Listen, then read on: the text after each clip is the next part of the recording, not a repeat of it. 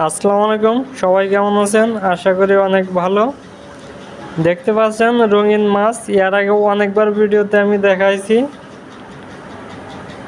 এর আগে অনেকবার দেখাইছিলাম, যখন আনছি তখনও ভিডিওতে দেখেছেন সবাই। কাল রাতে দেখলাম রঙিন মাছের বাচ্চা দিছিল 2 দিন। আমি দেখাশোনা করতে পারি নাই, যার কারণে বাচ্চাগুলো আমি দেখতে পারি নাই। যার কারণে কিছু বাচ্চা মারা গেছে, তার মধ্যে কিছু বাচ্চার মধ্যে 4টা বাচ্চার মধ্যে পাইছি। যে বাচ্চা সরিয়ে রাখছি অন্য একটার মধ্যে দেখতে পাবেন লাস্টে। যে মাছ সরাসরি বাচ্চা দেয় সে মাছে বাচ্চা খেয়ে ফেলে, যার কারণে বাচ্চা দেওয়ার পর বাচ্চাগুলো সরিয়ে রাখা ভালো। তাই যারা নতুনে পালতেছেন তারা অবশ্যই মাছের বাচ্চাগুলো সরিয়ে রাখবেন, নয় বাচ্চা খেয়ে ফেলবে। আমি নতুনে আনছি, সবাই তো দেখছেন আনছি, তখনকার ভিডিও আছে।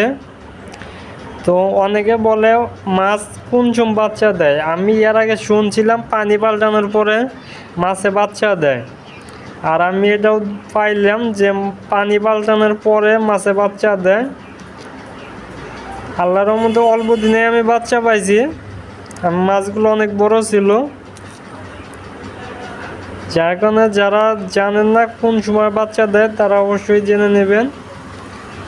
এরপর কেমনে কি হয় সব কিছুই আমি ভিডিওতে দেখাবো আস্তে আস্তে। আজকে বাচ্চা কিছু সরাইছি, যেখানে 4 পিস বাচ্চা ছিল, বাচ্চাগুলো আমি সরাইছি। দেখতে পাচ্ছেন বাচ্চা দেখা যাচ্ছে ছোট্ট ছোট্ট। যে বাচ্চাকে প্রথম অবস্থায় সিদ্ধুর ডিমের কুসুম দিছি। সবাই প্রথম অবস্থায় সিদ্ধুর ডিমের কুসুম দিবেন। এছাড়াও গুঁড়া যে ফিট আছে ওই ফিটও দিতে পারেন, বড় ফিট দিবেন না।